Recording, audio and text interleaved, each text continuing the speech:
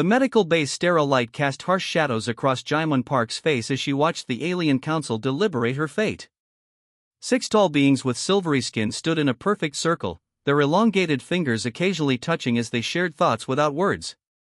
Despite their elegant appearance, Jaimun had never felt more alone in their presence. 3 weeks had passed since the attack on Outpost 7. While most humans had evacuated, Jaimun had stayed behind to secure her research data. The explosion had caught her in the lab, crushing her lower spine and damaging her neural pathways. Now she lay in the recovery ward of the Federation Medical Station, her future hanging in the balance. "The human nervous system is fundamentally incompatible with our regenerative treatments," announced Talek, the lead physician.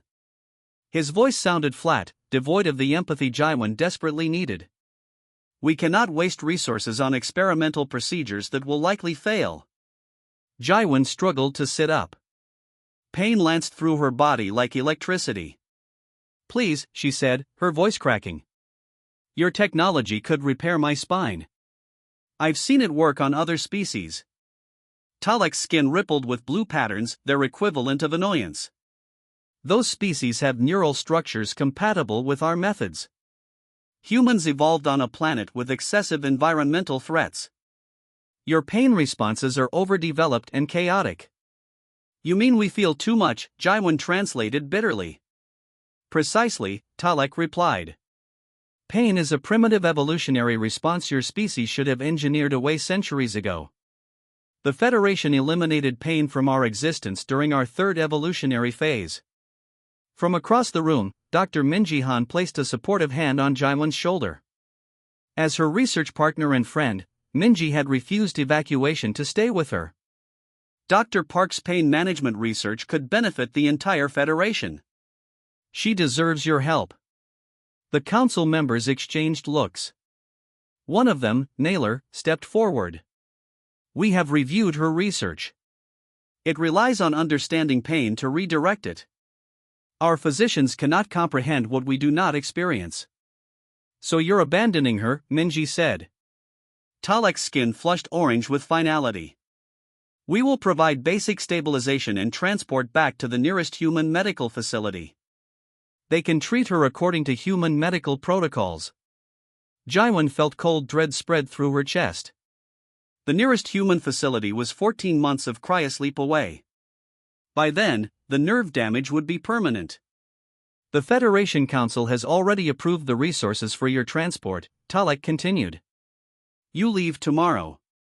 After they departed, Jaimun stared at the ceiling, fighting tears. "They see us as animals," she whispered. "Primitive beings ruled by pain and emotion." Minji squeezed her hand.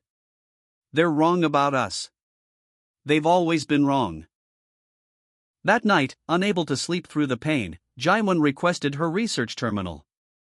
If she couldn't be treated, she would at least continue her work. Her trembling fingers accessed her neural pathway studies, research the Federation had dismissed as insufficiently rigorous.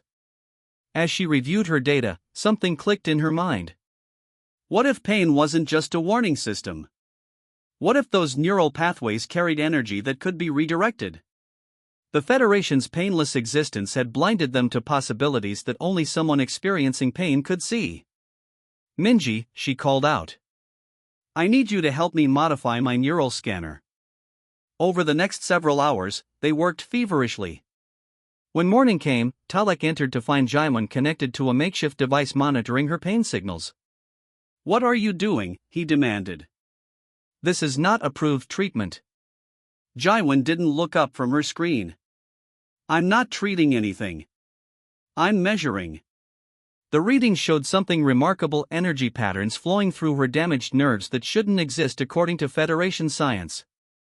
"Your transport leaves in 1 hour," Talek informed her coldly. "Prepare yourself." After he left, Minji helped Jaimun download the new data. "What did you find?" Jaimun's eyes gleamed with purpose despite her pain. "Something they'll never understand because they can't feel it. Pain isn't just a signal, it's a form of energy." As the medical staff arrived to transfer her to the transport ship, Jaimun clutched her data drive with fierce determination.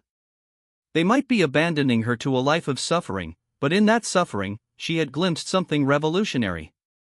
"They think our pain makes us weak," she told Minji as they wheeled her toward the waiting ship. "We're going to show them how it makes us strong." 6 months had passed since Jaewon returned to Earth. The doctors had done their best, but as predicted, her injuries were beyond complete repair. She could walk short distances with support braces, but chronic pain remained her constant companion.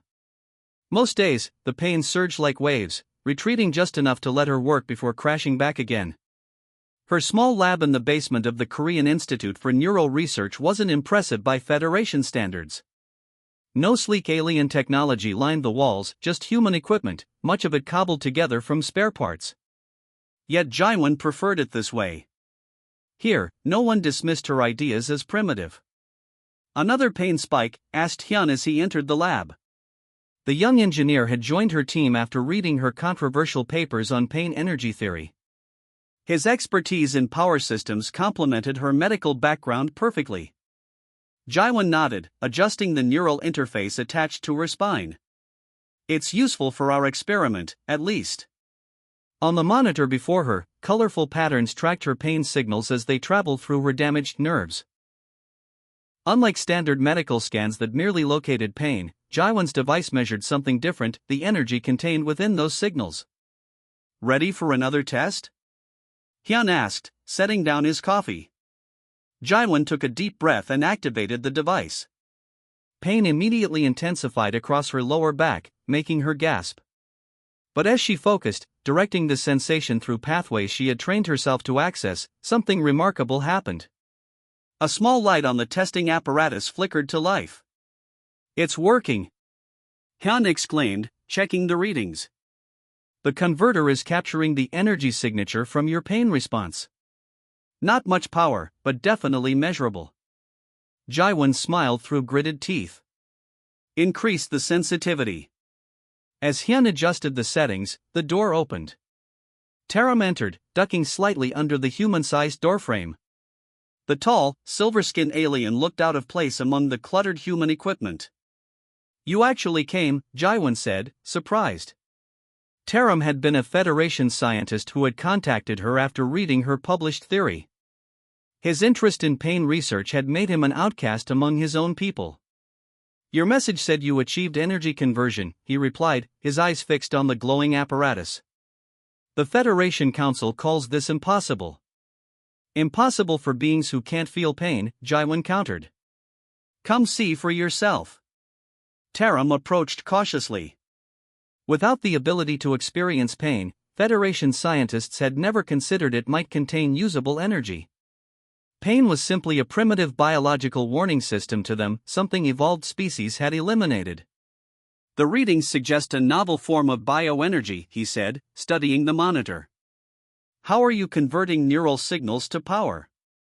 Jaewon gestured to Hyun, who pulled up the schematic for their device. "Pain signals aren't just information, they're energy in transit.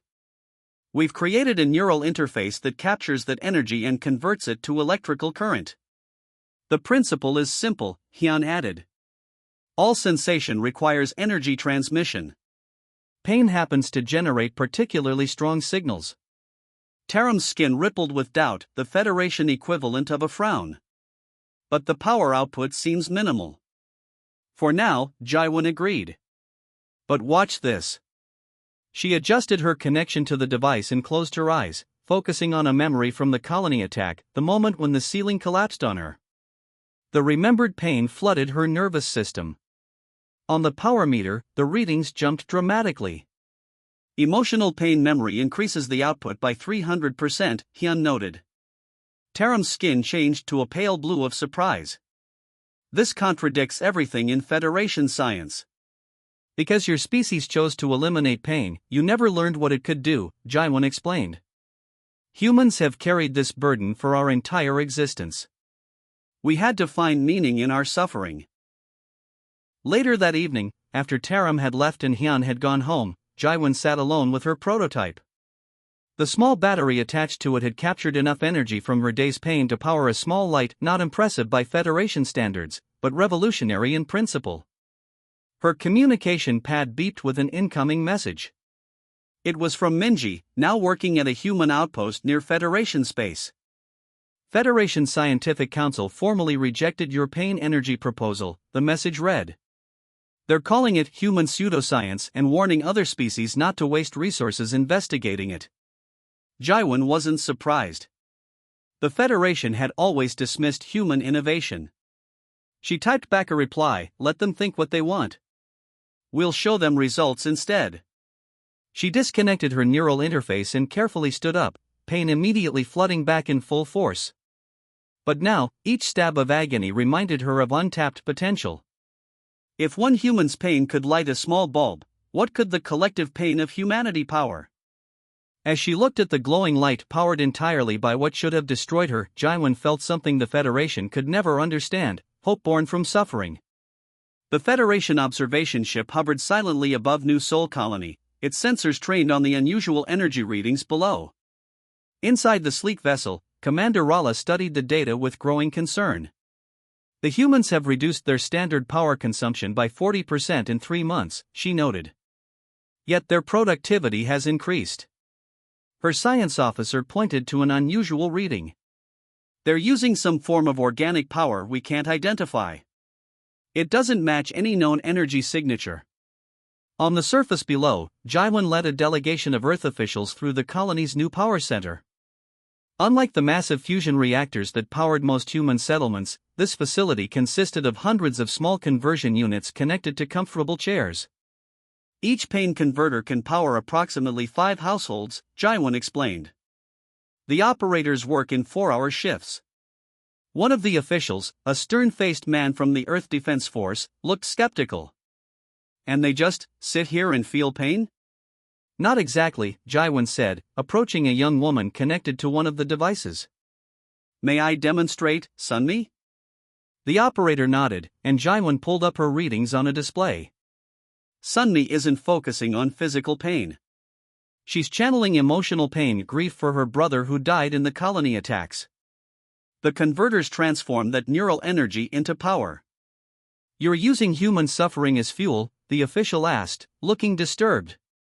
We're giving meaning to suffering that would happen anyway, Jaiwan corrected.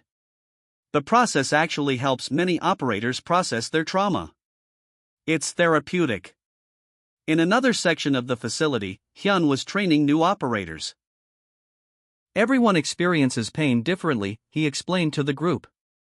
Some generate more energy from physical sensations, others from emotional memories. Your task is to find what works best for you. A middle-aged man raised his hand. I've had chronic back pain for 20 years. You're saying I could power my own home with it? Your pain could light up your whole neighborhood, Hyun confirmed with a smile. Back at the observation ship, Commander Rala received new orders from Federation headquarters. We are to investigate this technology immediately. If humans have indeed developed a new energy source, it falls under Federation regulation. Her ship landed at the colony's diplomatic pad later that day. The Federation delegation, with their tall silvery bodies and emotionless demeanor, looked distinctly uncomfortable as they were led through crowds of bustling humans. This way, Commander, said Do-hyun, the colony's chief engineer. Dr. Park is expecting you.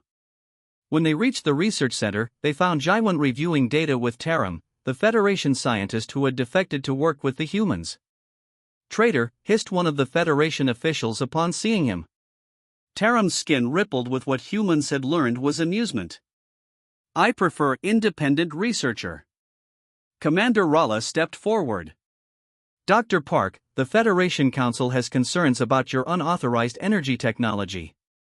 All new power sources must be reviewed for safety and compatibility with Federation standards. Jaiwan smiled pleasantly. Of course. We'd be happy to demonstrate. She led them to a testing chamber where a pain converter sat on a table. Would any of you like to try activating it? The Federation officials looked at each other uncomfortably. Without pain receptors, they couldn't interact with the device. Perhaps a different approach, suggested Rala. We'll take 1 unit back for Federation scientists to study. That won't work either, Jaiwan explained. The converters are calibrated to human neural patterns. Your scientists won't be able to activate them for study. Ralla's skin darkened with frustration. Then provide us with the schematics and theory. We've already published all of that, Jaiwan said, handing over a data chip. But without understanding pain, you won't be able to replicate our results. That evening, after the Federation delegation departed, Jaiwan met with the colony's leadership council. The mood was tense. They'll be back, warned the security chief. The Federation never lets humans keep technological advantages.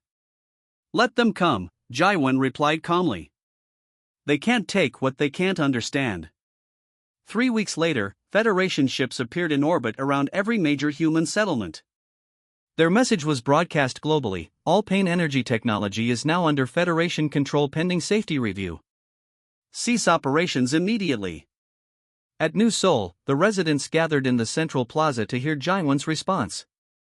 Despite years of living with chronic pain, she stood tall before them. The Federation abandoned us when we were suffering, she announced. They dismissed our pain as primitive.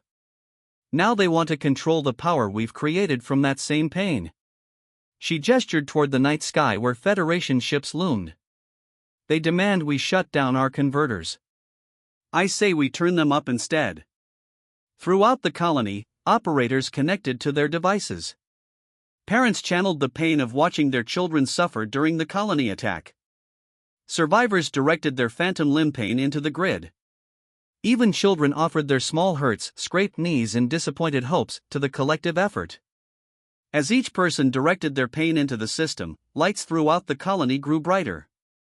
When Federation troops attempted to land, they found themselves unable to penetrate the settlement shield's energy barriers powered by the very suffering they had once dismissed as meaningless. For the first time in history, human pain had become human power. The Great Hall of the Federation Council towered above Jaiwan as she entered. Massive pillars of crystalline material rose to a ceiling that displayed the moving stars of 50 different home worlds. Representatives from all Federation species sat in rising tiers, their varied forms creating a living mosaic of galactic life. Despite the impressive surroundings, Jaiwan kept her focus straight ahead as she moved toward the center platform. She walked slowly, each step carefully measured with her support braces. She had refused to use a mobility chair for this meeting. The Federation would see a human standing on her own strength, pain and all. Dr. Jaiwan Park of Earth, announced the central speaker. You have been summoned to address violations of Federation technology protocols. The Grand Counselor, a tall being with skin that shifted colors like oil on water, leaned forward. Human colonies have deployed energy technology without Federation approval. This technology operates on principles outside established scientific parameters. Jaiwan took a breath, feeling the familiar pain in her spine as she straightened her posture. The pain converters use no restricted materials and pose no danger to other species. They simply harness energy that humans naturally produce. Energy that should not exist, countered a Federation scientist. Our scans indicate power generation from biological processes that violate conservation laws. Your laws were written by beings who cannot feel pain, Jaiwan replied. How can you measure what you cannot experience? The Grand Counselor's skin darkened.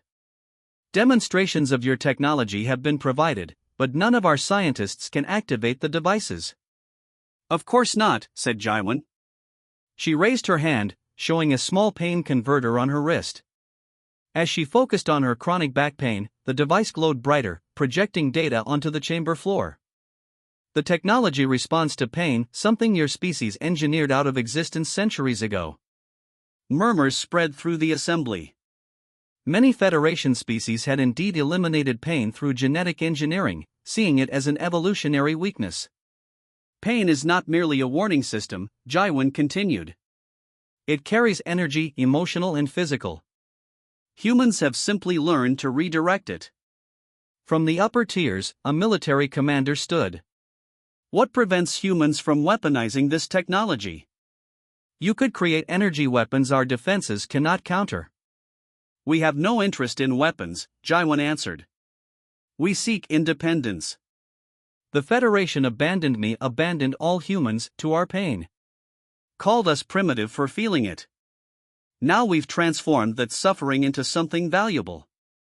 Before the council could respond, emergency alerts flashed across the chamber. The star display overhead shifted to show tactical information: Federation warships moving into position around Earth. "What is this?" demanded Jaiwan, her heart racing. The Grand Counselor appeared equally surprised. "The Security Council has acted without authorization. They've classified human pain technology as an existential threat." On the display, Federation battleships surrounded Earth and its colonies. Their weapons charged, preparing to fire on major human settlements. "Stop them," Jaiwan pleaded. "Millions will die." "Communications to the fleet have been blocked," reported a technical officer. "They're operating under emergency protocols." Jaiwan's hands trembled as she activated her personal communicator. "Hyun, are you receiving this? Earth is under attack." Hyun's voice came through, surprisingly calm. "We see them, Jaiwan. The global shield is ready." On the display above, the Federation ships fired their first volley, energy weapons designed to penetrate planetary defenses. The council chamber fell silent as everyone watched Earth's apparent doom. But when the weapons struck, something unexpected happened. Rather than destroying the human settlements, the energy seemed to disappear. A moment later, a soft blue glow surrounded the planet. "What's happening?" asked the Grand Counselor. Jaiwan smiled through her pain. "The Global Pain Converter Network. Every human on Earth is now connected, channeling their collective suffering into our shields." As they watched, the Federation ships fired again. This time, the blue glow grew stronger, pulsing with new power. "Each attack makes us stronger," Jaiwan explained. "Our shields absorb the energy and convert it through our pain pathways. The more you try to hurt us, the more powerful we become." One of the military commanders turned to his console. "The ships report their weapons are having no effect. The human shields are actually growing stronger with each assault." The Grand Counselor's skin shifted to pale blue, the color of surrender. "Order the fleet to stand down immediately." As the attack ceased, Jaiwan stepped forward. "For generations, the Federation has seen human emotion as weakness. You abandoned us because you couldn't understand our pain. Today, that same pain protected us from extinction." She pointed to the display showing Earth, still glowing with the blue light of millions of humans channeling their collective suffering for survival. "The Federation must decide," Jaiwan said firmly. "Will you recognize humanity as equals, with technology and biology you may not understand? Or will you continue to dismiss us until we surpass you entirely?" The chamber fell silent as the Grand Counselor looked from the glowing Earth to the small human woman standing before them, her body broken but unbowed by pain that had become power. 20 years had passed since the attempted attack on Earth.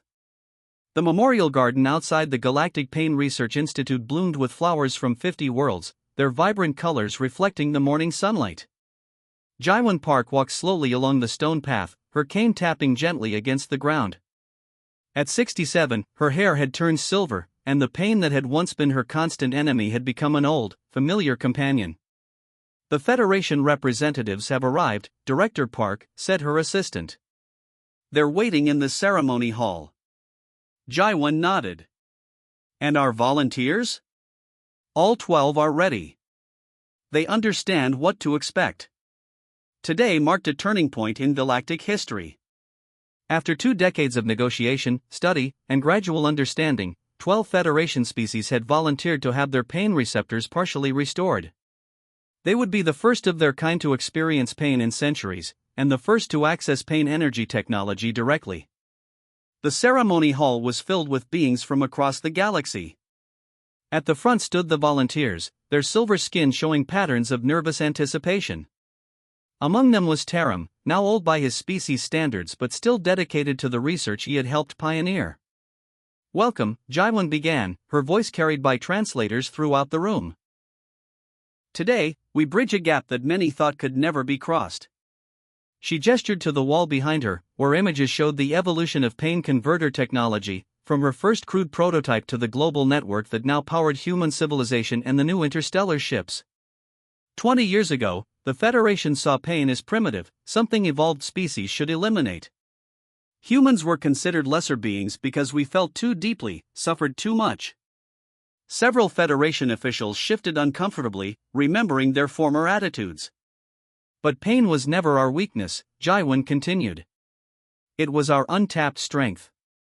By embracing what hurt us most, we discovered energy that transforms suffering into power. She turned to the volunteers. Today, these brave individuals will experience pain for the first time, not as punishment, but as connection to a fundamental part of existence that their ancestors engineered away. The medical team came forward with the neural restoration devices. Each volunteer sat in a special chair, similar to those used in the first power stations but more refined. Jaiwan approached Taram, placing a gentle hand on his shoulder. "Are you certain?" she asked quietly. "I have studied pain for 20 years without feeling it," he replied. "It's time I truly understood." The procedure began.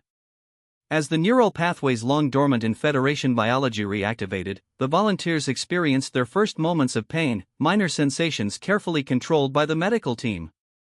Some gasped, their skin flashing colors never before seen in their species. "Focus on the sensation," guided the human doctors. "Don't fight it. Direct it through the pathways we practiced."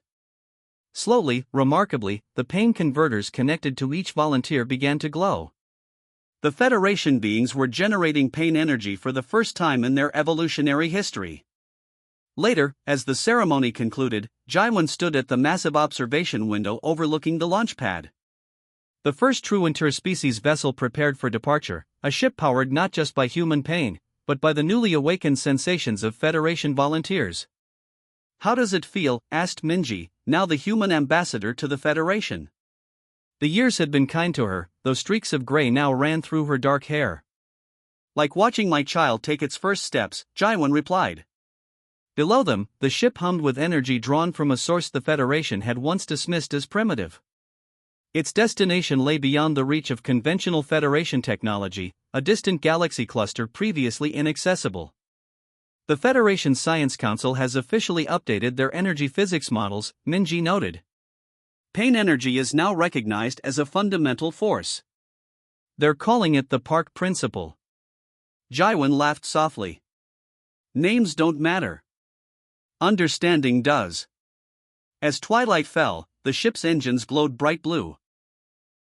Unlike the harsh mechanical thrust of Federation vessels, this ship rose silently, gracefully, powered by the transformed suffering of beings who had chosen to embrace pain rather than avoid it. "Was it worth it?" Minji asked quietly.